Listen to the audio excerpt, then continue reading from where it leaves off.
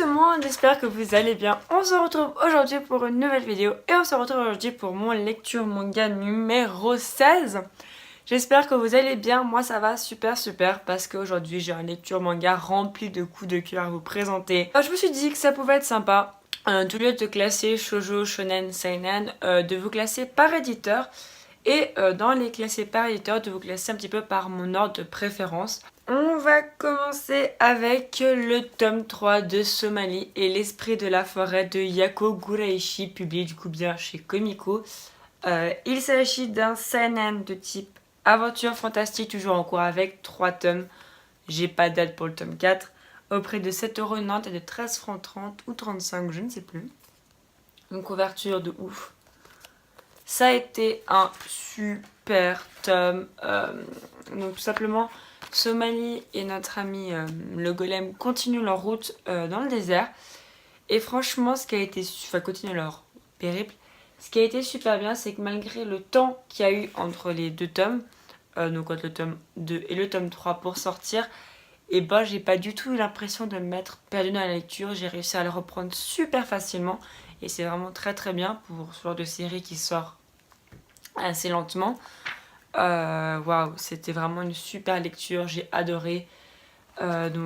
Somali et le golem apprennent toujours plus à se connaître et surtout le golem comprend que ça va pas être si facile de dire à Somali bon écoute, je t'ai trouvé une famille, maintenant t'y restes. Tout simplement parce que Somali n'en a aucune envie. Ils vont rencontrer aussi un autre duo de deux mais qui est inversé cette fois-ci. Et ça va poser de nouvelles questions, tout simplement, jusqu'à où est-on prêt à aller pour ceux qu'on aime. Mais ce qui m'a le plus pris dans ce tome, c'est le final. À la fin, il y a une espèce de retournement de situation. Le tome 4, il va être long à attendre, c'est moi qui vous le dis. Lisez ce Mali, c'est juste super bien. On continue. Oui, j'ai décidé que j'allais aller vite. Oui, monsieur. Avec le tome 3, encore 3, de L'Enfant et le Maudit de Nagabe, publié chez Komiku. Il s'agit d'un... Je le retrouve d'un shonen de type fantastique suspense, toujours en cours avec 4 tomes. J'ai pas la tête pour le tome 4. Au prix de 7,90€ et de 13,30€. Donc déjà, on me parle de cette couverture. Une page couleur de ouf. Un tome qui nous en apprend énormément et ce qui est génial, donc c'est les dessins, cet univers super, cet univers beau et en même temps horrible. Mais ce qui est encore plus incroyable dans ce tome, c'est qu'on apprend un truc super important par rapport au maudit. On apprend quelque chose par rapport au maudit que je ne pensais pas. On apprend quelque chose par rapport à l'enfant que je ne pensais pas du tout. C'est une claque. Waouh, je ne vous en dirai pas plus, mais lisez L'Enfant et le Maudit, c'est vraiment une bombe. Et on va passer maintenant à la partie Ki-hoon. Donc on commence avec le tome 8 de Golden Kamuy de Satoru Noda, publié chez Ki-hoon dans leur collection seinen. Il s'agit bien d'un seinen de type aventure historique, toujours en cours avec 11 tomes. Le tome 9 sort le 7 décembre. Il est au prix de 7,90€ et de 13,30€. Voilà, très jolie couverture. Ce tome ne veut rien dire. C'est-à-dire qu'on va rencontrer un nouveau personnage. Enfin, qu'un des 3 groupes va rencontrer un nouveau personnage. Alors, je vais pas vous spoiler. Parce que ça, vraiment, ce serait beaucoup trop dommage de vous spoiler ça. Donc, ce tome m'a fait hurler de rire un moment parce que ça ne voulait rien dire. Et en même temps qu'il m'a fait hurler de rire, ce tome m'a fait hurler de rage. Tout simplement parce que il y a une chose qui se passe et tu fais non, c'est pas possible. C'est pas possible. C'est-à-dire qu'en fait, en gros, tu te rends compte que dans ce tome, tu te rends compte que les autres groupes en fait en savent beaucoup plus sur le groupe de notre immortel, donc je me rappellerai jamais de son nom. Ils ne le mettent pas son nom, ça va être compliqué aussi. De Sugimoto et de Ashirpa. Ils connaissent beaucoup plus en fait du groupe de Sugimoto et Ashirpa, les deux autres, que Sugimoto lui-même. Et j'ai trouvé ça vraiment horrible ce qui se passe en fait. C'est le genre de petite, vous savez, information qui te lance, tu te dis mais juste ça va finir. Comment que ça va se finir? Tu peux pas avoir de fin heureuse et du coup c'est hyper stressant. J'ai vraiment bien aimé ce tome, même si je continue à trouver cette série assez chelou, même s'il y a toujours un rythme tout aussi bizarre. C'est vraiment soit vous accrochez, soit pas du tout, et encore plus avec ce tome.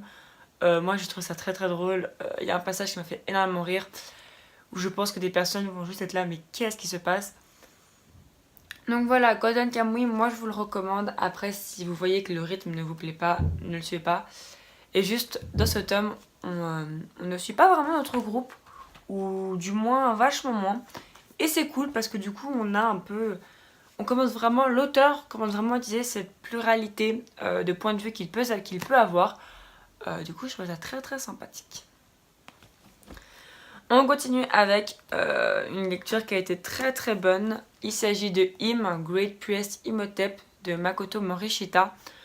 Chez Kiyun dans la collection Shonen. Il s'agit bien d'un shonen de type shonen aventure fantastique, toujours en cours avec 8 tomes. Le tome 6 sortira le 11 janvier au prix de 6,60€ et de 11,40€. Très très belle couverture. Alors je vous avoue que le tome de Him aurait pu être beaucoup plus haut s'il avait été aussi bon que le dernier. Je m'explique, ce tome est très très bon, j'ai beaucoup aimé, il se passe plein de choses, on a un personnage qui devient fou. Sauf que je trouve, ce qui est dommage dans ce tome, c'est qu'on nous présente un Nagai comme étant ultra puissant, comme étant imbattable et tout. Et finalement, il le bat, je trouve, un peu trop facilement. D'un côté, ça te montre que IM, il est vachement cheaté parce que du coup, il arrive vraiment à le battre, genre comme ça. Mais d'un autre côté, ça te laisse un peu sur ta faim, t'as envie de les voir galérer un peu plus. Après, ce tome est vraiment autrement super bon parce qu'on apprend plein sur des personnages. Donc, par exemple, on apprend les raisons de certaines choses. On apprend plus sur un personnage que j'ai beaucoup aimé. Et on commence un petit peu à voir que dans l'Énéade, donc les 7 grands dieux égyptiens, il y a quand même des petits débuts de rivalité. Et que ces dieux de l'Énéade, pour l'instant, ils sont vraiment pas du tout montrés comme des êtres positifs. Et autre chose que j'ai adoré, c'est qu'à la fin, on a j'allais dire un gros mot, on a une purée de cliffhanger, ma maman. Et ben là, tu fais d'accord, super, j'ai envie d'avoir le tome 6 maintenant. IM, franchement, j'aime bien. C'est monté très très bien avec le tome 5. C'est un tout petit peu descendu, mais j'espère qu'avec le tome 6, ça va remonter parce que ça a vraiment de grosses possibilités. IM, c'est vraiment mon gars que j'aime beaucoup. On continue, je vais prendre une seconde, avec mon trio de têtes de chez Kiyun, avec le tome 3 de Relife de Yaosu, publié chez Kiyun, ça veut rien dire, dans leur collection Shonen.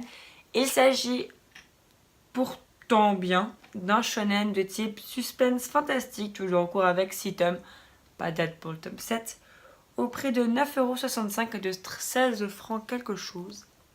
Couverture de ouf. Donc c'est un manga en couleur et ce tome te balance du steak. C'est-à-dire que dans ce tome, en fait, il se passe plein de choses.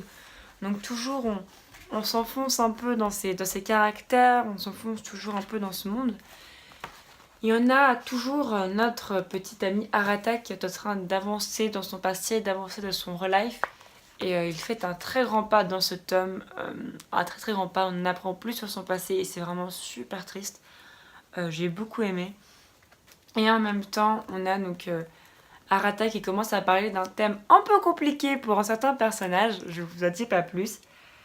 Voilà, ce tome en fait, il est basé donc depuis un moment sur Arata qui se rend compte qu'il aura peut-être des sentiments pour une fille, sauf que ça reste compliqué parce que si c'est très lycéen, mais en vrai c'est un adulte, elle va finir par l'oublier. Cette fille, elle a des sentiments, enfin, elle ne comprend pas, mais elle est en apprentissage en fait de ce que c'est que d'avoir des sentiments et elle se rend compte qu'elle n'a pas le même sentiment pour lui que pour les autres.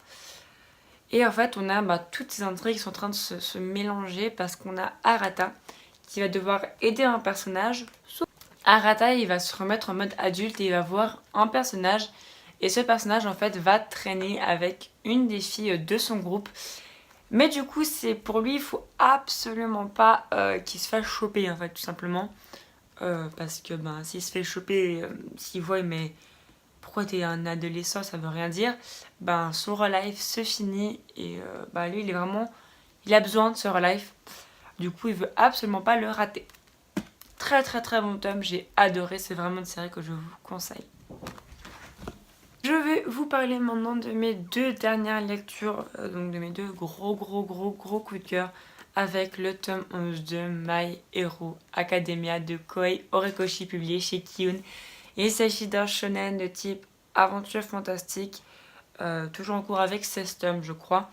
Le tome 12 nous sort le 11 janvier. Coup de cœur, hein. Ce tome c'est une tuerie. Je vous en parlerai pas trop parce que je pense que voilà, ce serait vraiment vous spoiler et c'est vraiment dommage. Ce tome est juste fantastique parce que il se passe un truc, il se passe un combat que je pensais qu'il allait se passer dans super longtemps. Il se passe ce combat est épiquement épique. Et la fin est épiquement triste. Franchement, là, Kohei Horikoshi il a réussi à me faire un tome tellement prenant.